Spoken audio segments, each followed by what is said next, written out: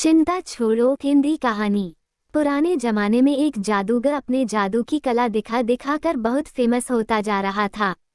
कई बड़े बड़े लोग उसे अपने यहाँ बुलाते, जादू दिखाने के लिए कहते और जब वो जादू दिखाता तो खुश होकर उसे छोटा मोटा इनाम देते। जादूगर इतना प्रख्यात हो गया था कि उस राज्य के राजा तक भी उसकी बात पहुंच गई। इसलिए राजा ने भी उसका जादू देखने की इच्छा जताई। राजा का बुलावा आया तो जादूगर भी खुश हो गया। उसने सोचा अपनी जिंदगी का सबसे बड़ा इनाम पाने का ये अच्छा मौका है। कोई ऐसा जादू दिखाऊंगा कि राजा उसे खुश होकर बहुत बड़ा इनाम दे दे। जादूगर राजा के दरबार में पहुंचा, तब तक उसने सोचा नहीं था कि वह क्या जादू दिखाएगा। उसे ये तो पता था कि छोटी मोटी चीजें गायब करने वाले जादू से राजा को वह खुश नहीं कर सकता। उसे कुछ बड़ा करना पड़ेगा। उसने जब राजा को पहली बार देखा तो उसकी नज़र सबसे पहले राजा के मुकुट पर पड़ी और उसने मन बना लिया कि राजा का मुकुट ही गायब करके सबको आश्चर्यचकित किया जाए। जादूगर ने अपना जादू शुरू किया और जैसा उसने सोचा था राजा का मुकुट गायब कर दिया। राजा का मुकुट गायब होते ही सभा में बैठे सभी लोग राजा पर हंसने लगे। राजा को लगा कि जादूगर ने जानबूझकर उसकी तौहीन करने के लिए ऐसा किया है। राजा लोगों की हंसी को अपना अपमान समझ बैठा।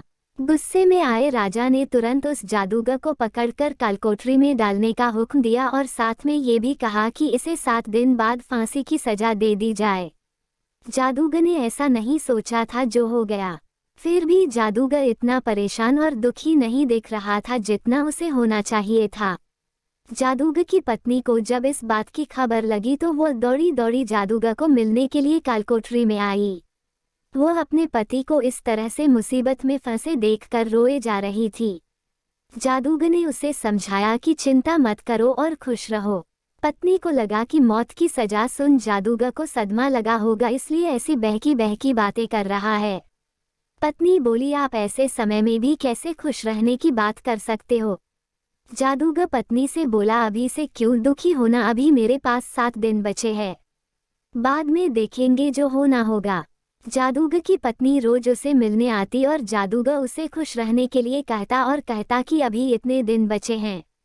आखिरकार वह दिन आ गया जिस दिन जादूगर को फांसी देनी थी। राजा भी उस दिन अपने घोड़े पर सवार होकर जादूगर को देखने के लिए आया था। राजा को घोड़े पर देखकर जादूगर के दिमाग में एक आइडिया आया। वह राजा को देखते ही उदास होने का नाटक करने लगा और रोने लगा। राजा ने उसे कहा कि क्यों उस दिन तो मेरी बेइज्जती करके हंस रहे थे और लोगों को भी हंस रहे थे, आज क्यों रो रहे हो। जादूगर ने कहा, महाराज मैं मौत के डर से नहीं रो रहा। मौत का क्या है, वह तो एक दिन आनी ही है। मैं इसलिए रो रहा हूँ कि मेरे इतने सालों की मेहनत जिससे मैं अपने घोड़े को उड़ना सिखा रहा था, सिर्फ 1 साल की वजह से बर्बाद हो जाएगी। अगर मेरे पास 1 साल होता तो मैं अपने घोड़े को उड़ाने में कामयाब हो जाता। जादूगर की बातें सुनकर राजा को लगा कि अगर उड़ने वाला घोड़ा उसे मिल जाए तो वह दुनिया का सबसे सफल राजा बन जाएगा।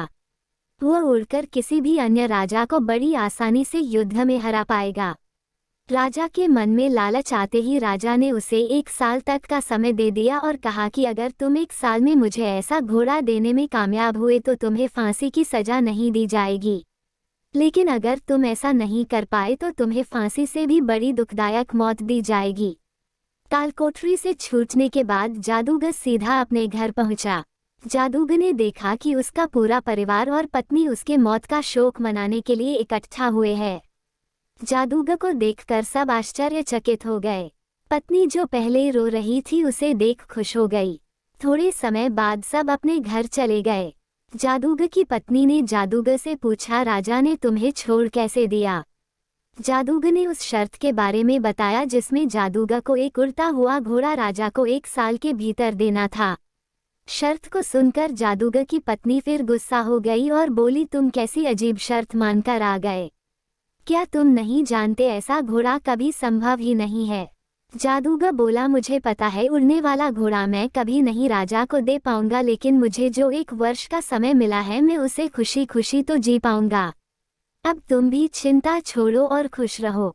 6 महीने ही बीते थे कि राजा और उसका घोड़ा दोनों ही मर चुके थे।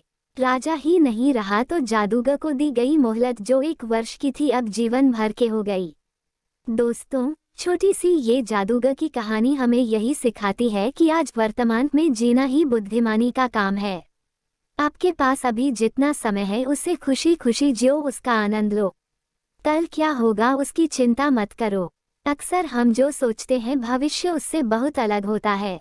इसलिए हमें जो वर्तमान का मूल्यवान समय मिला है उसे भविष्य की चिंता करके वेस्ट करने का कोई मतलब नहीं है।